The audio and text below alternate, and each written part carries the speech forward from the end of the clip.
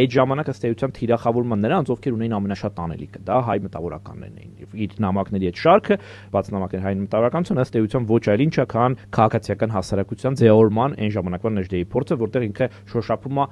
ամենաէական հարցերը, որոնք պիտի լինեին օրակարգին։ Եվ խոշորաշով իմջելուց հերթական անգամ ցույց է տալիս սեփական օրինակով, որ մենակ խոսելը չի կարևորը, նաև գործել եւ հենց այդ շրջանում սկսում է Միացյալ Նահանգներում, հետո Եվրոպայում, հետո նորից Միացյալ Նահանգներում սկսում է ձևավորվել օրինակ հայ երիտասարդական միությունները, որոնք պիտի պահեին հայկականությունը, պիտի պահեին հայկական համայնքների կենսունակությունը, իր հերթին դա պիտի բերեր արդեն 1950-60-ականների ցեղասպանության համար պայքարի, այսպես առաջացմանն ու ընդլայնման ընդ որում հաջող ու արդյունավետ, հետո հայ ուրեմն մարտիկներին արդարության, որոնք տարբեր վրիժառուական գործողությունների իրականացրին եւ վերջ-վերջո դրանով է սնվեցին նաեւ Արցախյան պատերազմի